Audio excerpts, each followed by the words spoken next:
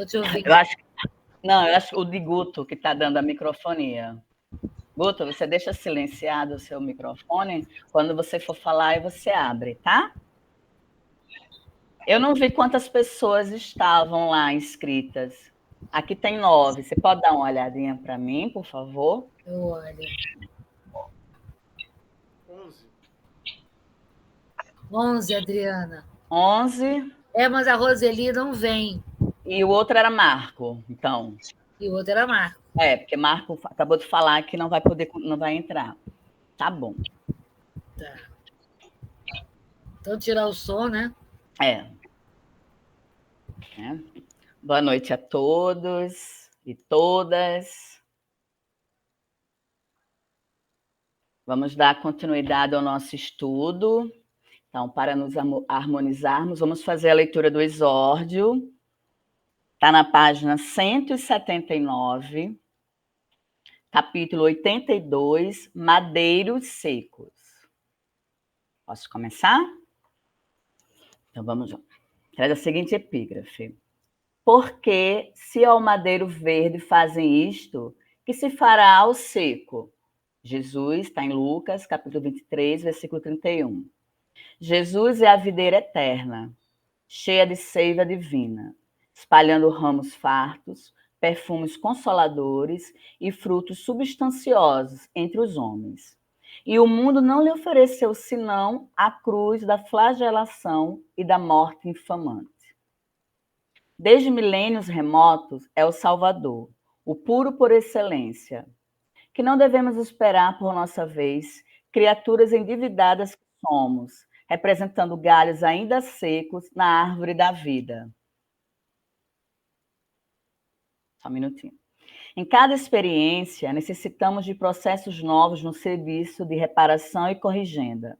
Somos madeiros sem vida própria, que as paixões humanas inutilizaram em sua fúria destruidora.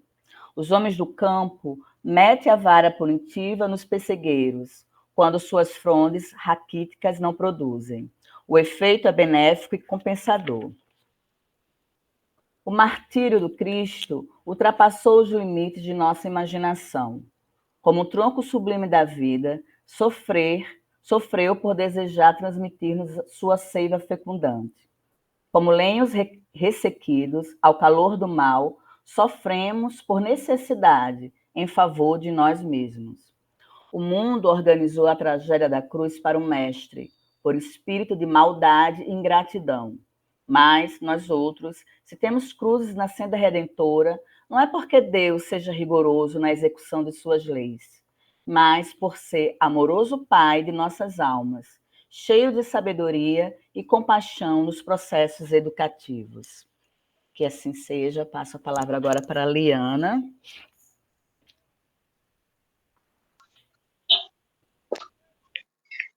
Boa noite a todos. Vamos fazer a nossa prece inicial.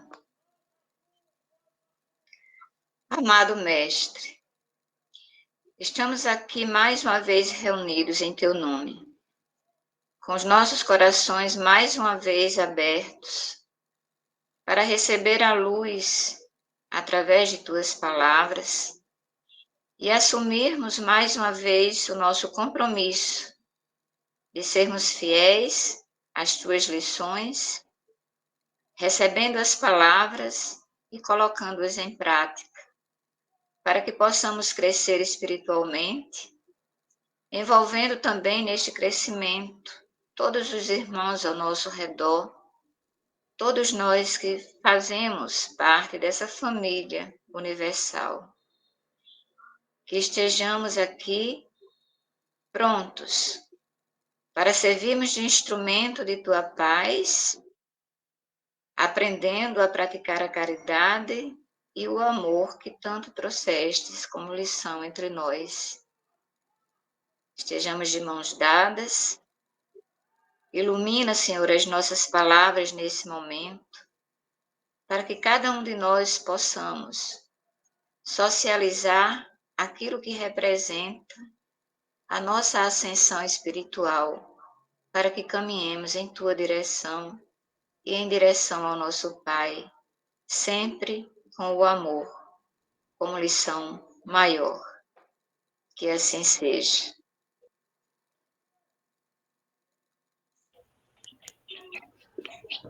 Então, como a Liana bem falou, né, que os mentores espirituais, os nossos guias, iluminem a nossa noite de estudo, né, que a gente não pode interromper o estudo.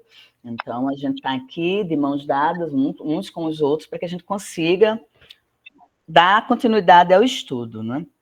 Então, a gente parou aqui no 5.3, localizaram? Acho que foi aqui, não foi que ele parou? 5.3, que ele diz, que Alexandre fala na página anterior. Agora, prosseguiu Alexandre bem-humorado, repare na saída de nossos colaboradores terrestres. Observe a maneira pela qual voltam instintivamente aos braços das entidades ignorantes que os exploram. Foi aqui, não foi que ele parou? Isso. Então, vamos lá? Localizaram? Então, vamos fazer um estudo colaborativo, certo? Então, vamos lá. Fiquei atento. Dispunham-se todos a deixar o recinto, tranquilamente. Então, o André está falando aqui que ele ficou atento, né, à observação que Alexandre pediu que ele observasse agora a saída. À porta, junto de nós, começaram as despedidas entre eles. Graças a Deus, exclamou uma senhora de maneiras delicadas. Fizemos nossas preces em paz, com imenso proveito. Como me sinto melhor, comentou uma das amigas mais idosas. A sessão foi um alívio. Trazia o espírito sobrecarregado de preocupações, mas agora sinto-me reconfortada, feliz. Acredito que me retiraram pesadas nuvens do coração. Ouvindo as orações e partilhando as tentativas de desenvolvimento para o serviço ao próximo, grande é o socorro que recebemos. Ah, como Jesus é generoso. Bonitas palavras, né? Ainda estavam ali sentindo o halo da oração, da energia que tinha no centro, né, na casa de oração. Então, aí eles, vamos observar agora quando eles saírem do centro, né? Aí aproxima-se um cavalheiro de porte distinto, adiantou-se, observando. O espiritismo é o nosso conforto. Os compromissos que temos são muito grandes diante da verdade. E não é sem razão que o Senhor nos colocou nas mãos as lâmpadas sublimes da fé. Em torno de nossos passos choram os sofredores. Desviam-se os ignorantes no extenso caminho do mal. Dos céus chegam até nós ferramentas de trabalho. É necessário servir intensamente, transformando-nos em colaboradores fiéis da revelação nova. Então, aqui eu vou parar revelação nova e vou trazer uma passagem do Evangelho segundo o Espiritismo. Se vocês quiserem pegar aí, está na página 27. Deixa eu abrir aqui. Está na página 27. O Espiritismo, né? Que está falando que essa revelação nova a terceira revelação é o Espiritismo, né? Então, o item 5 e o item 6. O item 5 fala. A primeira revelação foi qual? Vamos recapitular. Qual foi a primeira revelação? Quem trouxe a primeira revelação? Moisés. Moisés. A segunda revelação foi trazida por quem?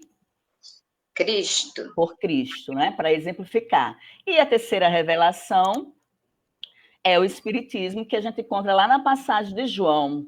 Se alguém quiser depois localizar a passagem de João, que ele fala que não vai deixar, que nós não vamos ficar órfãos, né? Que vai vir o Espírito da Verdade. Eu não lembro bem qual é o capítulo agora que veio na minha mente. Então, vamos ver. O que é o Espiritismo? O Espiritismo é a nova ciência que vem revelar aos homens, por provas irrecusáveis, a existência e a natureza do mundo espiritual e suas relações com o mundo corporal.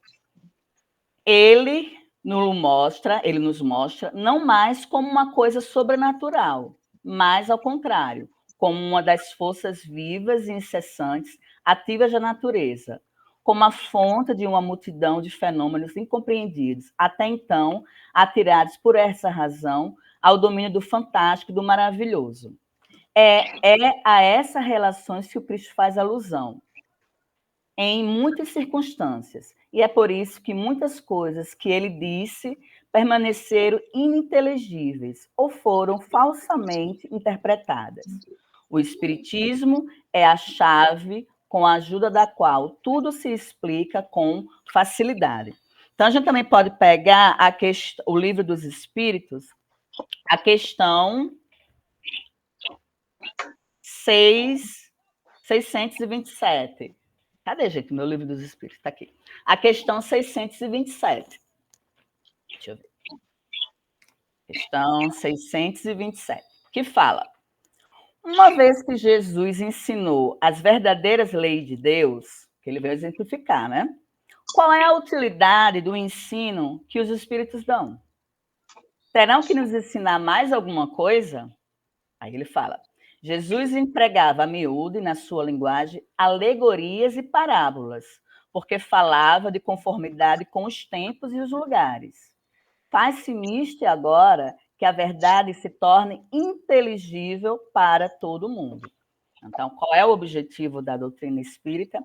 É tornar inteligível a mensagem do mestre, né? Porque naquela época, como muitos não tinham ainda o entendimento, por razões morais, que ainda não estava evoluído, não tinha ainda o conhecimento, né? O estudo, o conhecimento. Então, ele falava muito por parábolas. Os próprios apóstolos muitas vezes chegavam e diziam assim: mestre, o que o senhor quis dizer com aquela parábola? E ele ia no íntimo, né, e explicava para eles o que significava aquela parábola.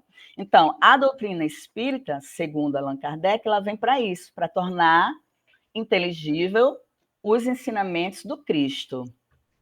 Alguém quer falar mais alguma coisa? Quer? Guto, falar alguma coisa? Não? Quer, Malu, falar alguma coisa? Não. Então, vamos lá. Eu acho que eu falei tudo. Ok.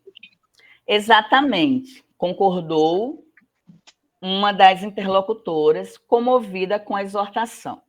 Temos grandes obrigações, não devemos perder tempo. A doutrina confortadora dos espíritos é o nosso tesouro de luz e consolação. Meus amigos, como necessitamos trabalhar. Jesus chama-nos ao serviço. É imprescindível atender. Por isso, quando o Marco fez o convite, que ele disse: Adriana, a reunião era ontem e passou para hoje, então eu não vou poder estar na reunião hoje com vocês. Você poderia assumir, junto com Liana, o estudo? No mesmo momento, nós falamos o quê, Liana? Nós não podíamos dizer não, Nós não é uma podíamos. situação que contaríamos com a colaboração dos amigos encarnados que estão aqui ao nosso redor e principalmente com a ajuda dos nossos irmãos desencarnados, nossos mentores que nos acompanham para desenvolver o trabalho. Porque necessitamos trabalhar, né? A gente necessita trabalhar. E o professor não está aqui, mas nós temos o ensinamento dele conosco, né? Reconhecendo as características de gratidão e louvor da palestra, aí André que está falando, expressei sincera admiração, exaltando a fidelidade dos cooperadores da casa, né? Demonstravam-se fervorosos na fé, confiantes no futuro e interessados na extensão dos benefícios divinos, considerando as dores e necessidades dos semelhantes. Na teoria, está todo mundo tirando nota 10, na teoria estava maravilhoso. Agora aí ele diz: calma, André, não fique tão emocionado assim, né? Calma. Então, agora eu passo a palavra para a Liane para ela dar continuidade. Então, dando continuidade à leitura, nós temos o seguinte: vendo-me as expressões encomiásticas, Alexandre observou sorrindo.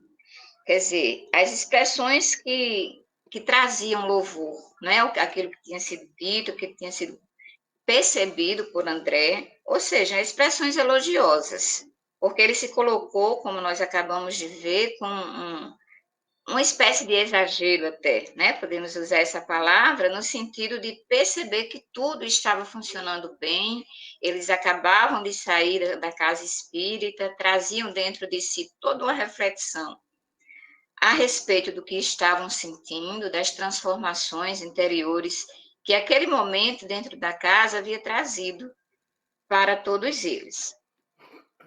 Mas, como como a Adriana acabou de dizer, não é?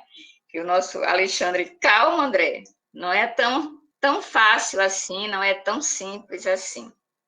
Vamos continuar, então, a leitura para que a gente tenha uma ideia melhor. Então, Alexandre fez a seguinte observação. Não se impressione. O problema não é de entusiasmo, e sim de um esforço persistente. Não podemos dispensar as soluções vagarosas. Raros amigos conseguem guardar a uniformidade de emoção e idealismo nas edificações espirituais. Então, a gente sabe que na própria vida, né, aqui no espaço terrestre, nós temos que muitas vezes sermos persistentes, porque as coisas não acontecem de uma forma milagrosa, né? A gente sabe que o milagre não existe. E quando se trata de questões íntimas, de nossos sentimentos, da nossa realidade interior, acredito que isso já mostra uma dificuldade ainda maior. Daí a necessidade de termos a persistência como uma característica. Continuando então a leitura, a gente vai ter o seguinte. Vai para 9 anos, estava dizendo Alexandre, com algumas interrupções que me encontro em concurso ativo nesta casa e mensalmente vejo desfilar aqui as promessas novas e os votos de serviço. Ao primeiro embate com as necessidades reais do trabalho, reduzido o número de companheiros permanece fiel à própria consciência. Então, na verdade, nós somos humanos, né? Temos nossas imperfeições. Nós sabemos que estamos aqui neste plano exatamente porque somos imperfeitos e viemos em busca de trabalhar o nosso autoconhecimento, de mudar as nossas ações para que a gente possa alcançar um patamar mais elevado nessa escada de evolução. Então, mesmo que esses personagens, né, colocados aqui na obra, estivessem no centro espírita, ainda assim, eles encontram essa dificuldade de cumprir com aquilo que prometem. Então, é muito comum encontrarmos na nossa vida pessoas que se ligam à religião, seja através dos encaminhamentos dados pela doutrina espírita ou qualquer outra religião, que da boca, né? Da boca saem palavras de compromisso, palavras de amor, palavras de caridade, mas quando se encontram no dia a dia, no vamos ver, né? Na hora de mostrar realmente a obra, nós percebemos que nem sempre se cumpre com essas promessas que são feitas. É o que está sendo colocado aqui, praticamente, pelo nosso Alexandre, para justificar ou para fazer André compreender que aquele entusiasmo ele não deve ser levado adiante antes que reflexões sejam feitas através do que está sendo colocado. E Alexandre continua. Nos momentos difíceis, disfarçar deserções a pretexto de incompreensão alheia. Sou forçada a dizer que, na maioria dos casos, nossos irmãos são prestativos e caridosos com o próximo, se tratando das necessidades materiais, mas quase sempre continuam sendo menos bons para si mesmos, por se esquecerem da aplicação da luz evangélica à vida prática. Então, é uma repetição do que eu acabei de dizer, não é? Vai abrilhantar ainda mais no sentido de reforçar essa realidade que nós, seres humanos, temos aqui na Terra. Nós nos aproximamos do Evangelho, nós fazemos as leituras, nós frequentamos as casas que que tem o compromisso de nos trazer a palavra de Jesus, e não por querermos, às vezes não por maldade, mas por aquilo que a própria vida nos proporciona, e muitas vezes as tentações chegam, né? Como nós vamos ver o caso do rapaz, que nós vamos falar a respeito dele, nós acabamos nos distanciando e deixando prevalecer a teoria, e a prática, ela deixa a desejar. Liana, só uma observação, posso fazer? Essa Pode, claro. frase aqui me serviu muito de carapuça, quando fala: nossos irmãos são prestativos e caridosos com o próximo, se tratando das necessidades materiais, mas quase sempre continuam sendo menos bons para si mesmos, por se esquecerem da aplicação da luz evangélica à vida prática. Então, com a desculpa que eu trabalho, que eu estudo, que eu estou muito ocupada, eu chego muito junto na casa espírita, no material, na necessidade material, né? Eu chego muito junto, eu colaboro com todas as ações, quase todas as ações que tem. Mas eu ainda não me dispus, não encontrei tempo para fazer a prática, que é estar junto na entrega da cesta básica, estar junto na entrega do sopão, que eu colaboro todo sábado, estar junto na evangelização das crianças. Então, na hora que eu estava lendo isso aqui, me serviu a carapuça, entendeu? A gente é caridoso, estou falando de mim, meu exemplo, no material, né? De ajudar materialmente, que é uma ajuda, né?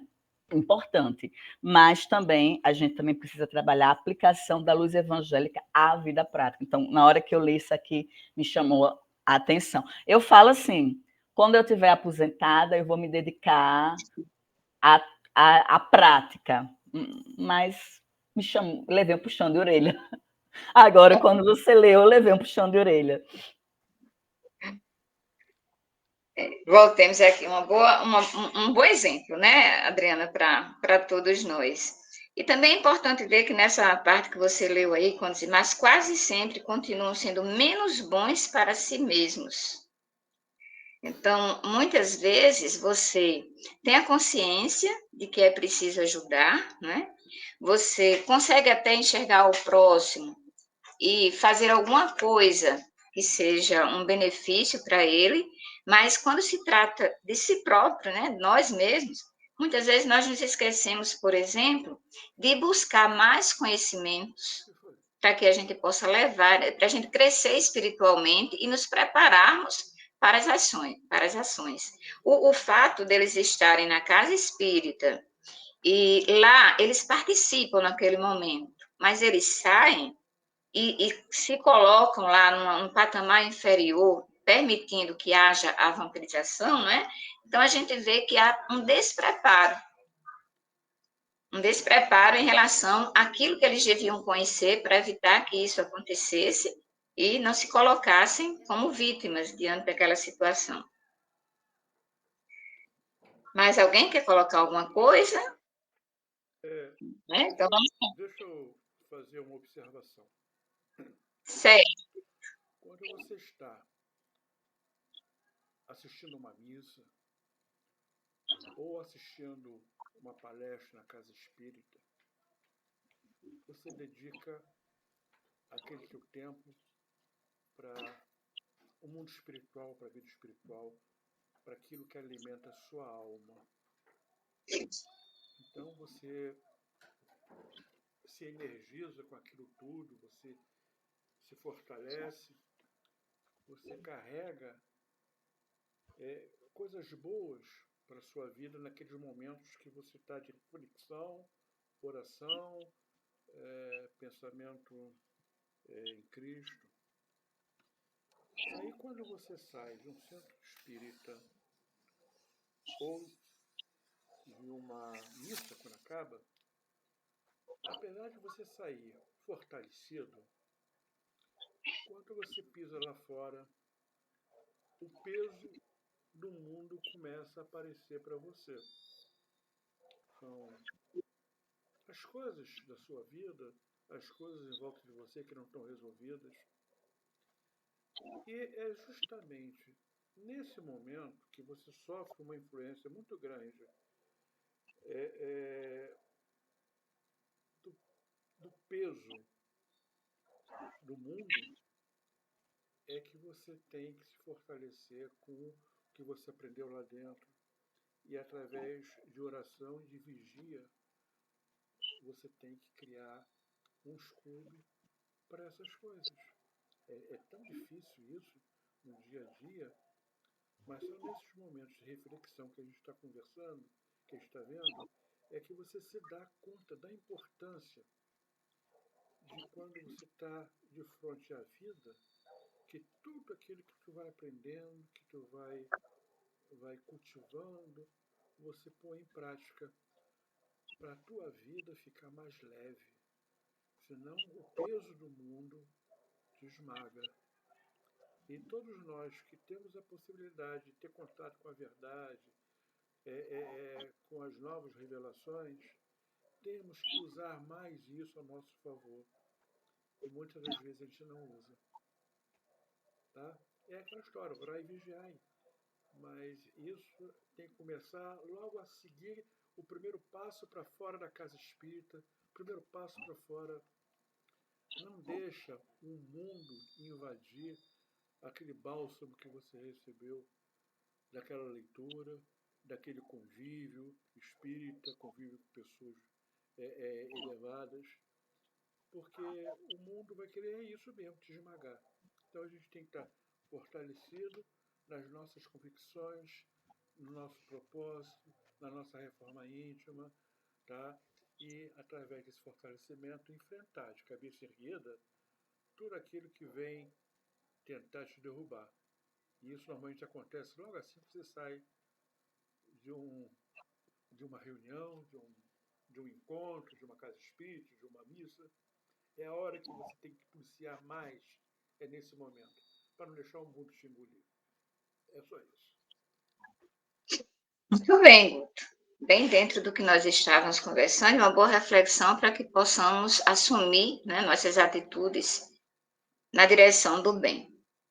Continuando aqui a leitura, prometem excessivamente com as palavras, todavia operam um pouco no campo dos sentimentos. Com exceções, irritam-se ao primeiro contato com a luta mais áspera, após reafirmarem os mais sadios propósitos de renovação e comumente voltando cada semana ao núcleo de preces, estão nas mesmas condições, requisitando conforto e auxílio exterior, né? Quer dizer, essa luta diária que nós devemos travar, devemos nos fortalecer quando estamos na casa espírita ou em qualquer outra casa de oração em que Cristo se faça presente, porque nós sabemos que Cristo disse, onde duas ou mais pessoas se reúnem em seu nome, ali ele também está, né? E nós sabemos que não só o Espiritismo traz a figura de Jesus. Então, nós, seres humanos, devemos sempre realmente buscar e fazer com que aquilo nos fortaleça, para que saiamos daquele espaço com a outra visão de mundo, com outras atitudes, que essas atitudes possam nos fortalecer. Nesse momento, eu coloco aqui um questionamento. Nós temos aí exemplos, né, no caso das 3 pessoas, né, nós temos uma mãe com os 2 filhos. Eles estão saindo da casa espírita, mas eles estão se sentindo fortalecidos até aquele momento em que eles colocam o pé na área externa, quer dizer, na rua, onde nós já vimos que é um espaço em que nós temos toda espécie de pensamento negativo, de bactérias, todas as influências vão ali se concentrar numa maior profundidade do que dentro de uma casa de oração, né? Mas aí, no momento que se coloca pessoas que estão saindo protegidas, vamos dizer assim, não é? Porque estavam, por que razão? Ao chegar no espaço externo, logo se deixam influenciar. Que resposta nós poderíamos encontrar para isso? E, entre tantas outras formas de justificar isso, acredito que se encontra o fato de que nós não temos apenas essa vida presente. Nós somos um resultado de muitas encarnações. Então, nós trazemos de outras vidas muitas imperfeições. E essas imperfeições que nós trazemos, que se colocam dentro de nós, né? Nós somos um resultado dessas somas. Nesse momento fica difícil de você ter uma condição, digamos assim, mais eficiente de manter essa defesa de uma forma como foi vista por André Luiz, né? De uma forma até exagerada, no sentido de que tudo estava bem, tudo estava perfeito. Tudo por causa do ambiente, né? Além da gente ter o ambiente externo, no caso a rua, mas também o ambiente interior. O que é que nós trazemos dentro da gente e que vai permitir ou não que sejamos influenciados pelos irmãos que estão lá fora e que vêm de um patamar inferior de vibração.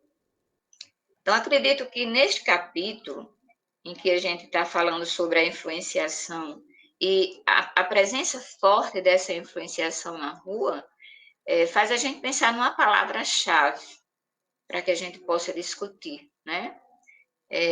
Na verdade, eu vou colocar duas. A primeira, eu colocaria o ambiente, a palavra ambiente, que é fundamental para que a gente possa compreender todo esse processo de influenciação que nós podemos sofrer aqui nesta Terra. E, em segundo lugar, o pensamento, né? O poder da mente. Levarmos a nossa mente sempre para os bons pensamentos, buscando a prece, mesmo depois de sair da casa espírita, para não permitir que pensamentos inferiores façam com que possamos atrair estes seres.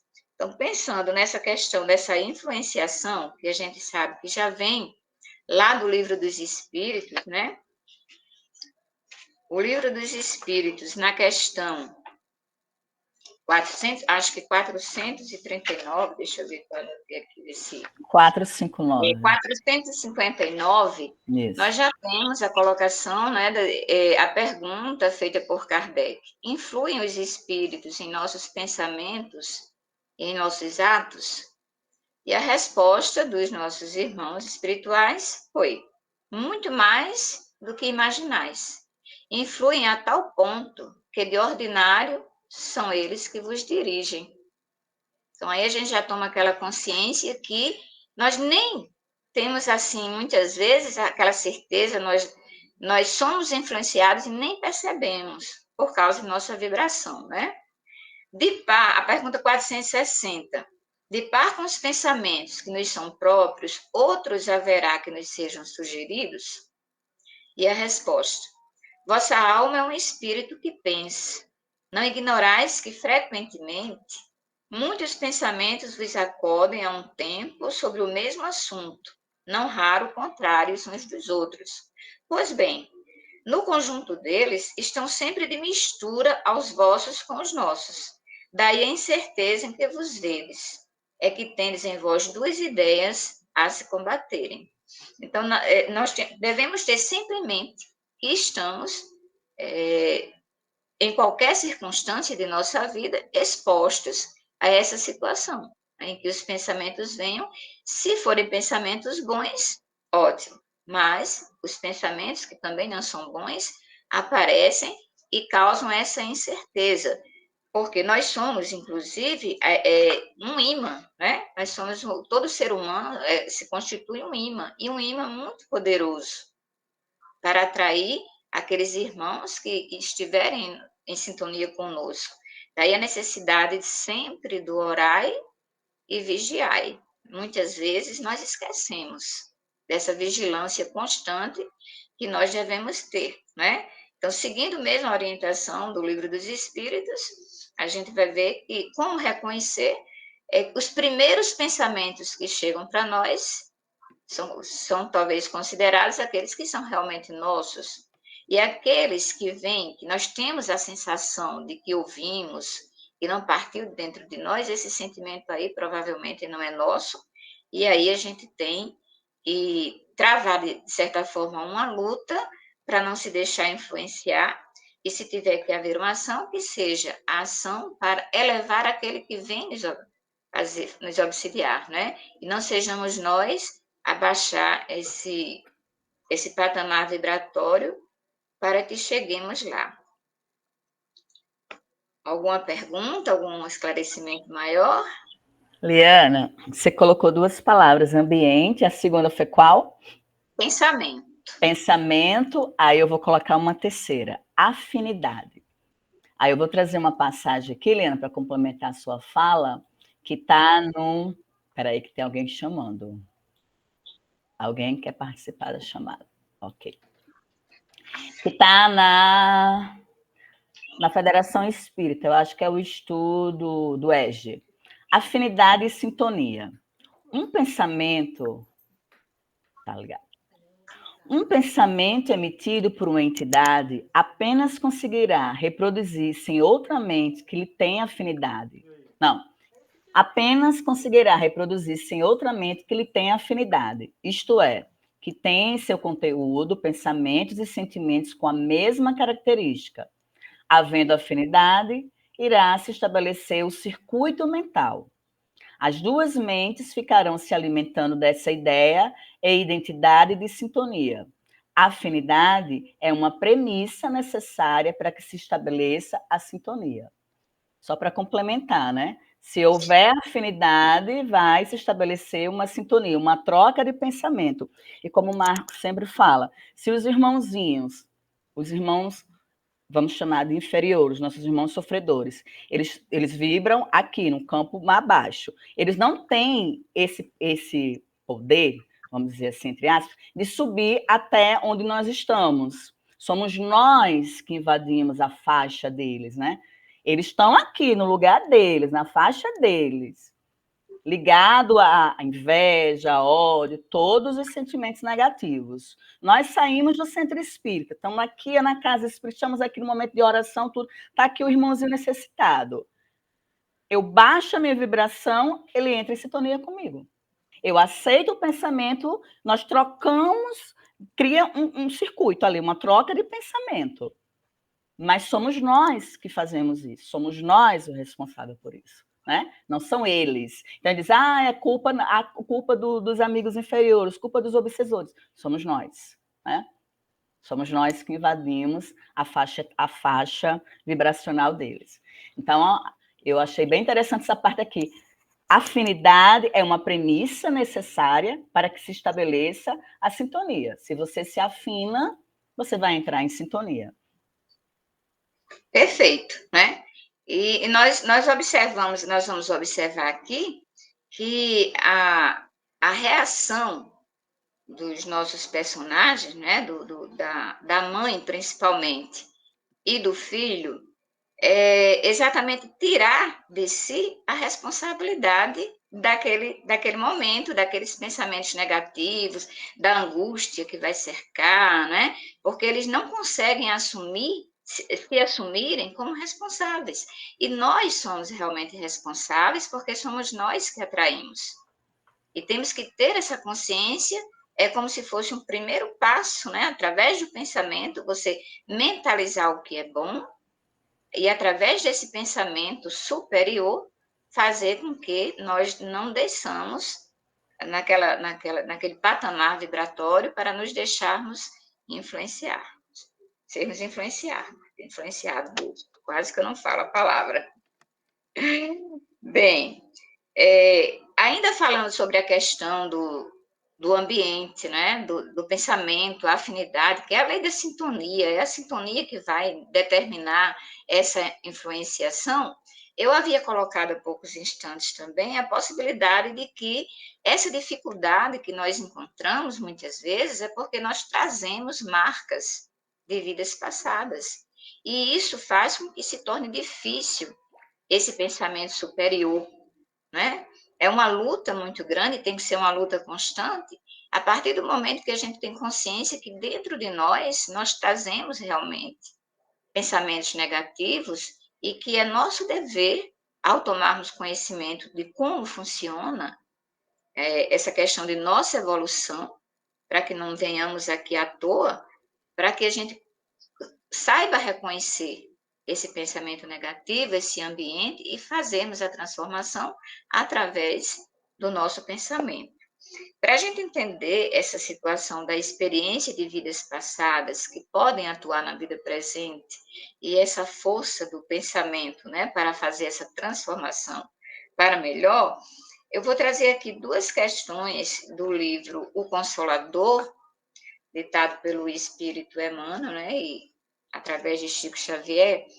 Na questão 118 de O Consolador, é perguntado: como se registram as experiências do espírito em uma encarnação para servirem de patrimônio evolutivo nas encarnações subsequentes? E a resposta: é no próprio patrimônio íntimo que a alma registra as suas experiências, no aprendizado das lutas da vida, acerca das quais guardará sempre uma lembrança inata nos trabalhos purificadores do porvir.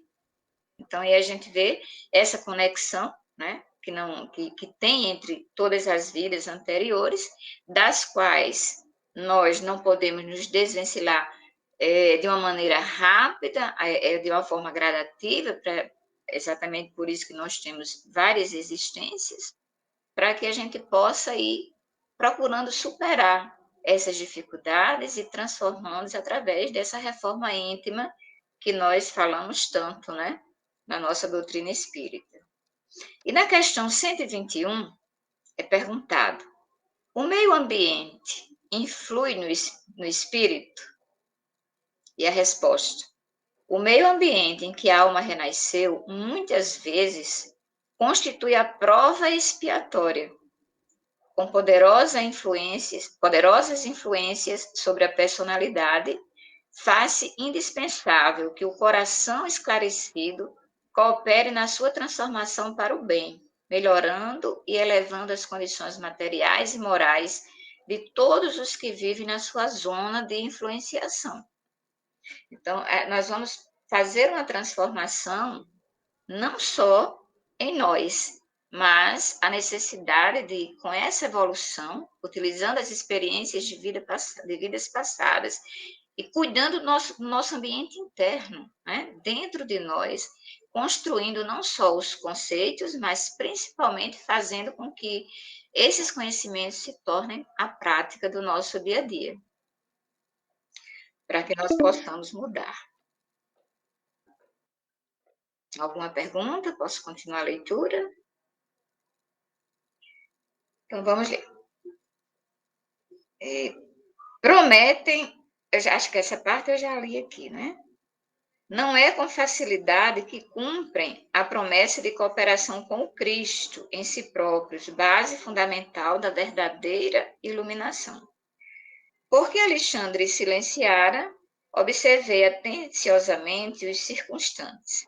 Ainda se achavam todos eles, os encarnados, irradiando alegria e paz, colhidas na rápida convivência com os benfeitores invisíveis. Então, a gente vê aí que tudo isso que nós colocamos foi uma reflexão, mas ainda naquele clima de entusiasmo, né, visto por André, e os próprios seres humanos que estavam saindo da casa espírita ainda não estavam sendo influenciados, ainda estavam naquele clima de alegria e paz.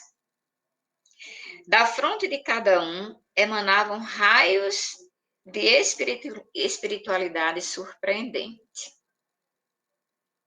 Num gesto significativo, um instrutor esclareceu. E aí, nós vamos ter agora um esclarecimento muito importante, né, vindo através de Alexandre para toda essa situação que nós vimos, né, nessa pouca leitura em relação à necessidade de se colocar em prática, a necessidade de, mesmo se sentindo bons, cooperando, mas que precisam buscar um outro comportamento, o fortalecimento das ações e dos pensamentos, para que não aconteça de sair da casa espírita ou de outra casa de oração em que Jesus esteja presente e se entregar. Vamos usar esse termo, e se entregar de uma forma tão rápida ainda no caminho de suas casas, aquelas energias inferiores que se aproximam muitas vezes para praticar o mal, né? E muitas vezes não há intenção do mal, mas a busca de algo que satisfaça por estarem ainda naquele patamar inferior, naquela vivência de como se estivessem ainda encarnados, necessitando, como no caso do rapaz, a vida que tinha antes e todas as suas ações, mesmo aquelas ações que não são consideradas para o seu bem.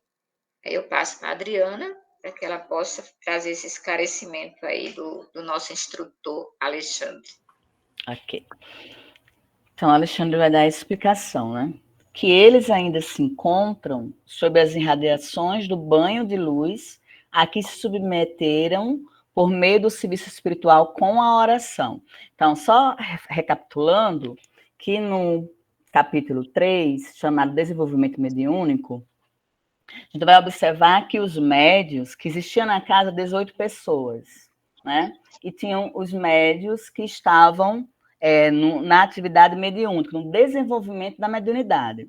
Então, naquele momento do estudo, os amiguinhos inferiores, os irmãozinhos inferiores, eles não têm acesso a esse ambiente, né? Que é um momento de desenvolvimento mediúnico, não é permitido. Em outro momento, como no caso de um pronto-socorro, de uma desobsessão, aí é permitido que eles entrem. Então, ele junta, né? Eles estavam no serviço espiritual, porque assumiram na erraticidade, eles assumiram que viriam como médiuns, aceitaram vir como médiuns, uns estavam tentando a psicografia, outro era a mediunidade de incorporação, que é uma senhora, eu não consegui identificar se era essa senhora, mas esse rapaz que nós vamos acompanhar é o rapaz que estava tentando desenvolver a psicografia, que ele tinha sede febril pelo sexo, né?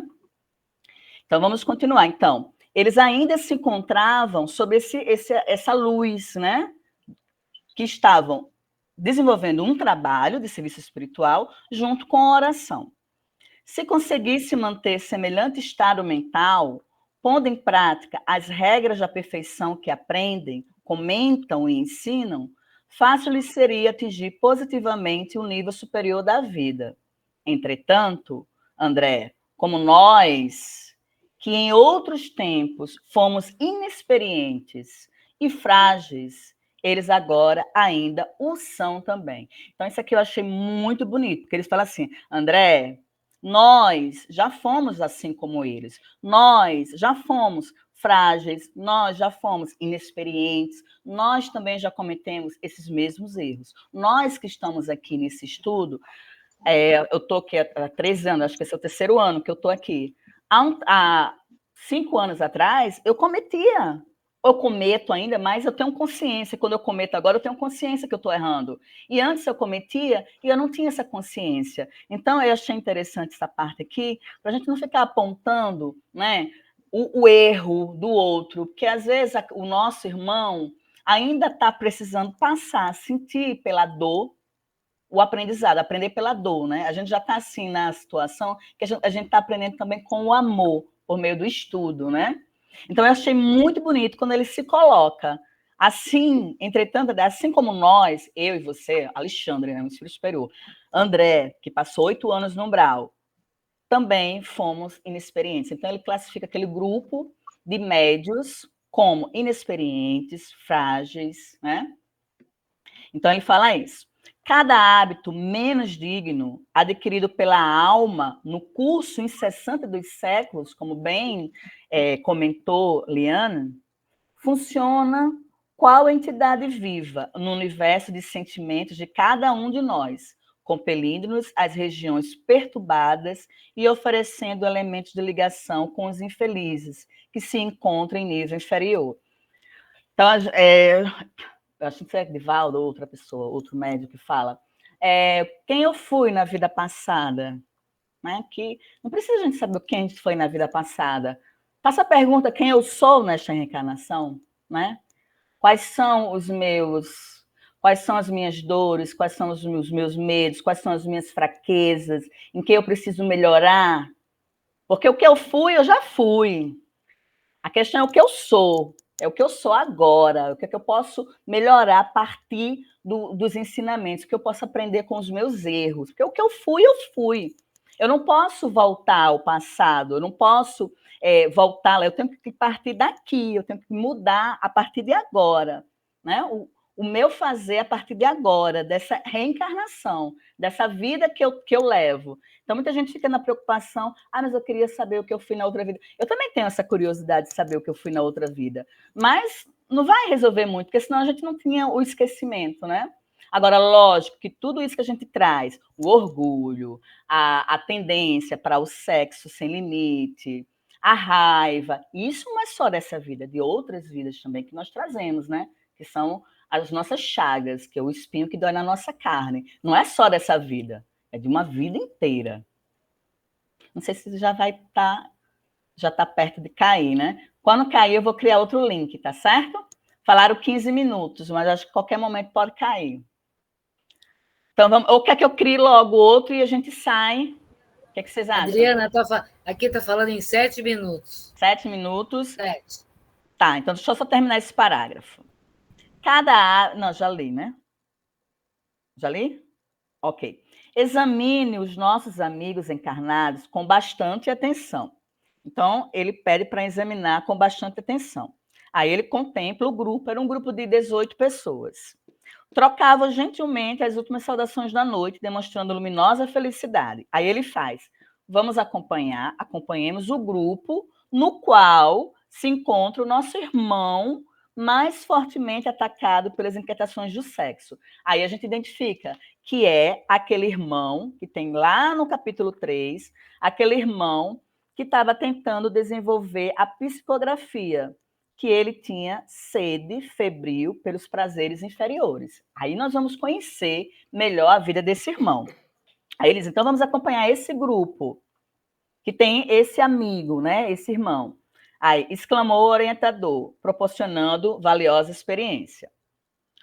Aí vai começar. O rapaz, em companhia de uma senhora idosa e de uma jovem, que logo percebi serem sua mãe e sua irmã, punha-se de regresso ao lar. Então, aqui nós vamos conhecer mais o que leva esse rapaz, que está tentando o desenvolvimento da psicografia, o porquê que ele não consegue evoluir no que ele se comprometeu em fazer aqui na Terra, ser um médio de psicografia. Por que ele não consegue? Então, nós vamos conhecer mais de perto isso, né? Aí eles vamos acompanhar esse grupo. E esse grupo, ele é formado pela mãe, que eu não consegui identificar se era a glutona ou se era a mãe que estava apenas assistindo, junto com o filho, mas ele era um dos médios. Agora ela eu não consigo identificar se era uma médio ou se estava apenas indo junto com o filho, porque tinham 18 pessoas nessa reunião. E tinham o médio que conseguiu psicografar, Calixto, tinha esse médio que tinha prazeres, sede febril pelo sexo, tinha a glutona, que comia muito, e tinha o que bebia demais. Por isso que eles não conseguiam desenvolver a mediunidade. Ok? Então, vamos lá. Movimentamos-nos seguindo de perto. Alguns metros além do recinto, onde se reuniam os companheiros de luta. O ambiente geral da via pública tornava-se ainda mais pesado. Cada vez que eles iam se afastando mais da casa espírita, porque a casa espírita vai irradiar a luz, não é só lá dentro, ela irradia a luz. Quem gosta muito de falar isso é Guto, né, Guto? Não é, fala aí, Guto, que você fala melhor do que eu. Não é só naquele recinto, a luz, ela está em volta. Fala aí, Guto. As luzezinhas. A capacidade. Liga o som. Tá sem som, Guto. Não quer deixar Guto falar. Quanto falta, Malu?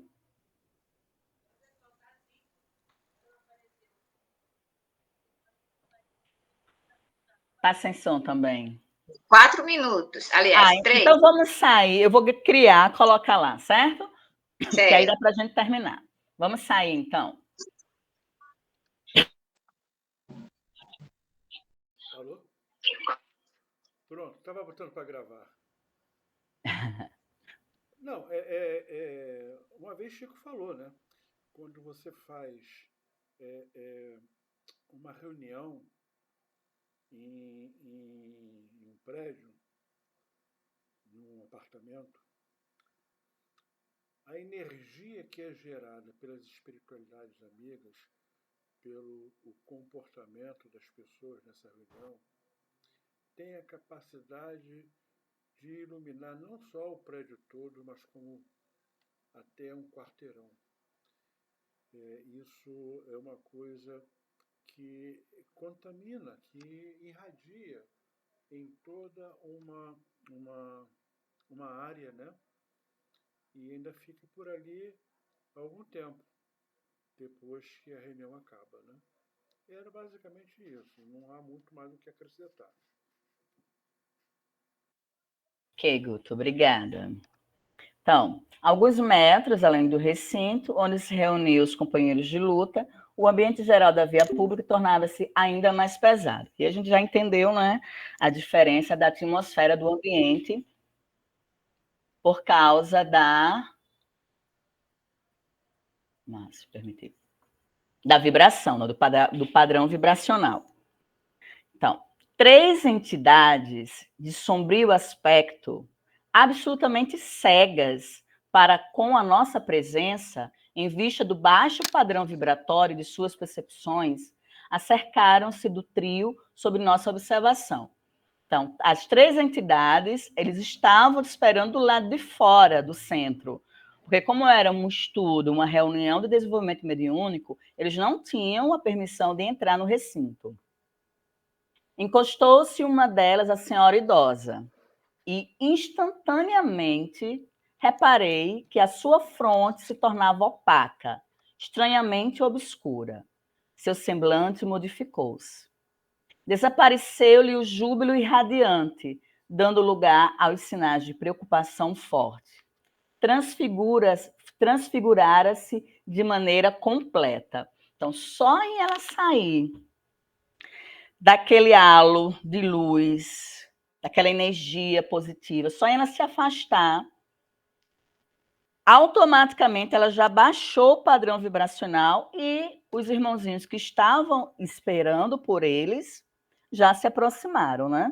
Então, um fica junto da senhora e outros 2 vão ficar junto ao rapaz.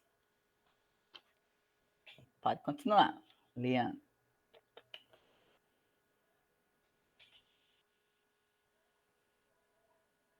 Liana, o microfone. Obrigada. Então, a Adriana já colocou aí, nós já vimos na leitura, quem se aproxima da senhora, né? Uma sombra se aproxima dela e, dado o patamar vibratório que já caiu, ela vai ser influenciada. Continuando, então, a leitura, nós teremos: ó, meus filhos, exclamou a genitora, que parecia paciente e bondosa. Por que motivo somos tão diferentes no decurso do trabalho espiritual? Quisera possuir, ao retirar-me de nossas orações coletivas, o mesmo bom ânimo, a mesma paz íntima. Isso, porém, não acontece. Ao retomar o caminho da luta prática, sinto que a essência das preleções evangélicas persevera dentro de mim, mas de modo vago, sem aquela nitidez dos primeiros minutos. Esforço-me sinceramente por manter a continuação do meu estado de alma. Entretanto, algo me falta que não sei definir com precisão. Então, aqui a gente vai ter o primeiro exemplo, né, do capítulo da influenciação propriamente dita. Quando esta sombra se aproxima e nós entendemos, né, que o padrão vibracional cai, automaticamente permite que o obsessor, talvez tenhamos esse nome nessa circunstância, né? Mas esse irmão que pertence a espaços inferiores possam se aproximar e encontrar espaço. Por quê? Porque ela permite isso. Seria aquele momento de refletirmos. É culpa dele? Né? É culpa de quem se aproxima com baixa frequência? Ou a culpa seria também do caso da senhora, da mãe, da genitora aí, que sai e com pensamentos que ela traz negativos, vai criar oportunidades para que esses irmãozinhos se aproximem, né? Então, aí a gente percebe que ela diz que não sabe definir. Quando a Adriana colocou, por exemplo, é uma situação dela, vivenciada por ela, que há 5 anos ela cometia erros, cometia falhas, mas ela não tinha consciência disso.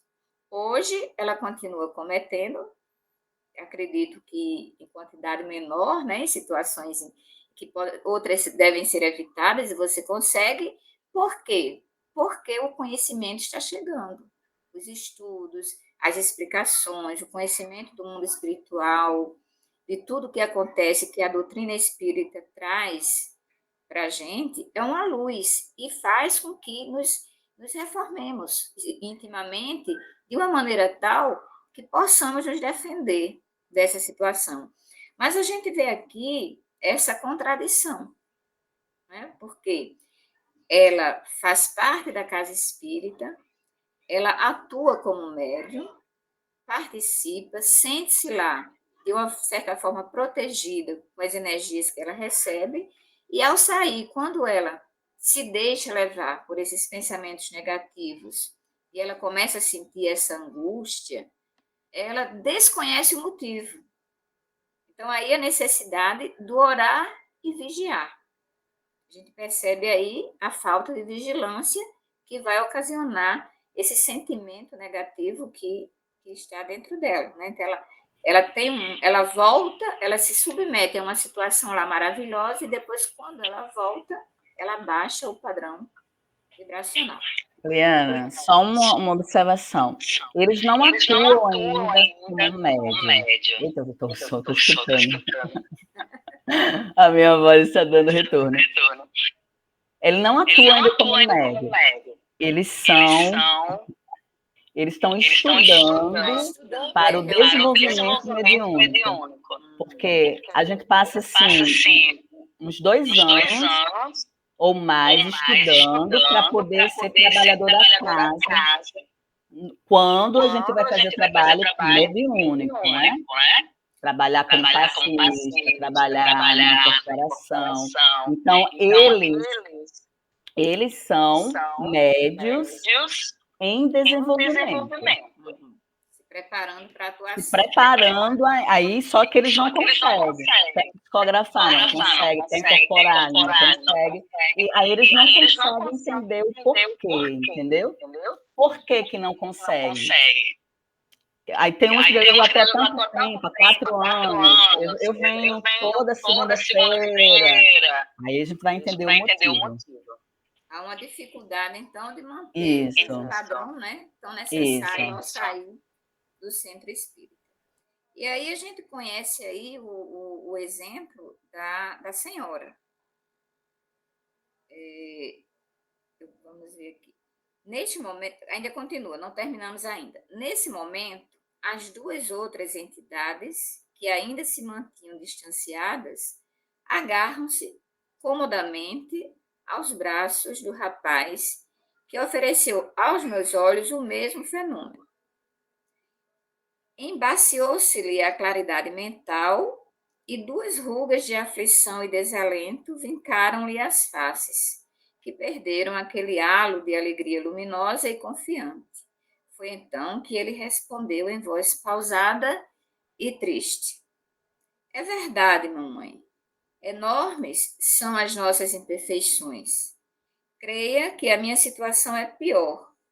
A senhora experimenta ansiedade, amargura, melancolia. É bem pouco para quem, como eu, se sente vítima dos maus pensamentos. Então, a gente já coloca aí a questão da vitimização, né?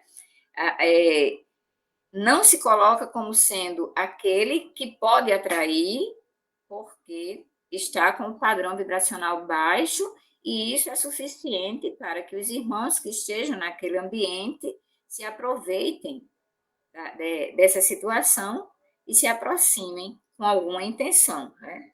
Liana, fica dando retorno. É como se eles tivessem uma ideia fixa, né?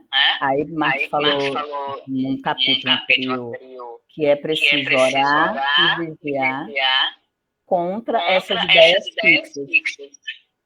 Porque ele sai do centro, aí quando se afasta um pouco, aí vem todos os pensamentos, aí as entidades vêm junto. Eles têm essa ideia fixa, entendeu?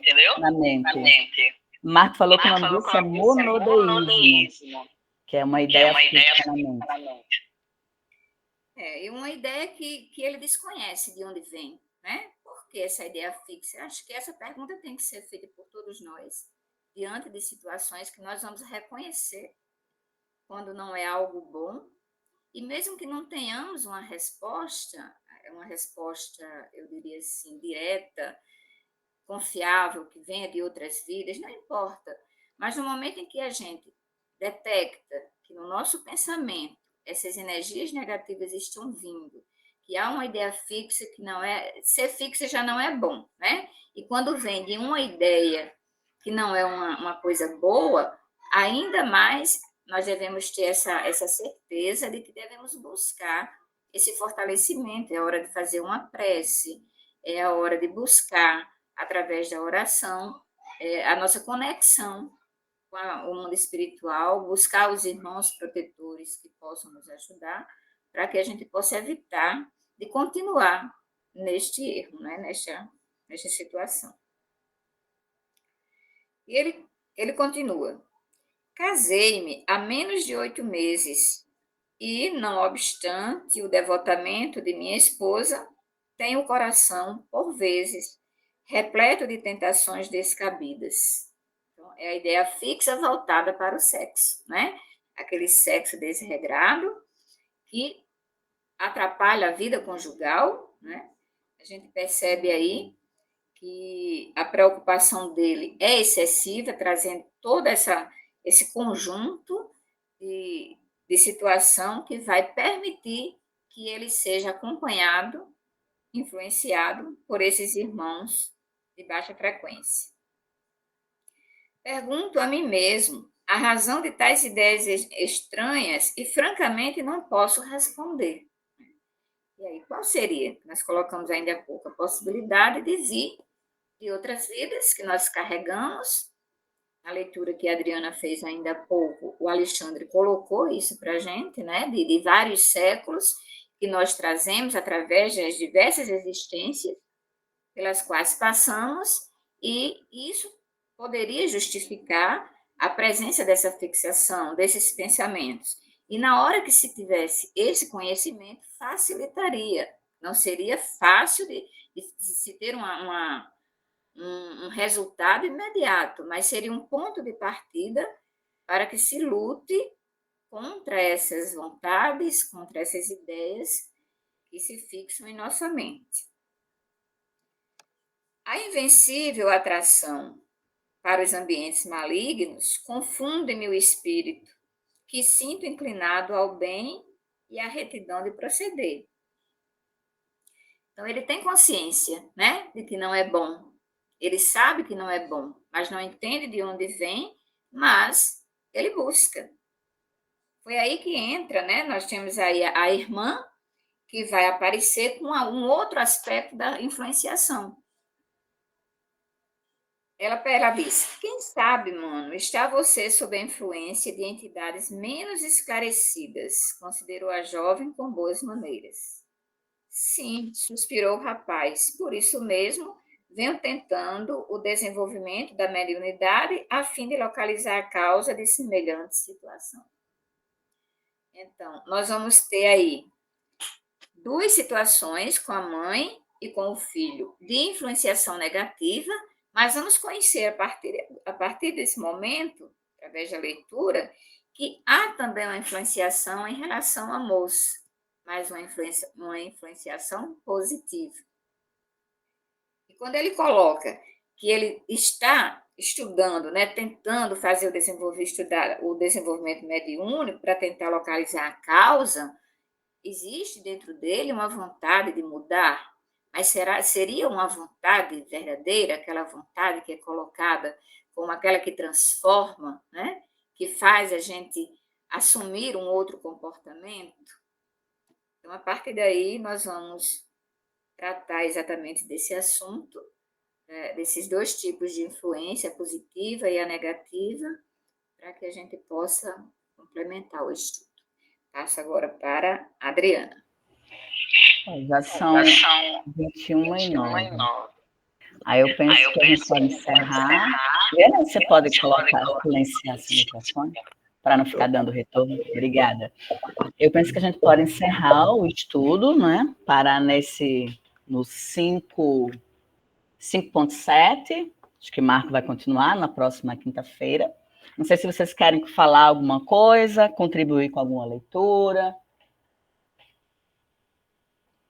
Gostaria de falar alguma coisa? Complementar? Não? Então, tem alguém se prontifica para fazer a leitura ou fazer a oração final?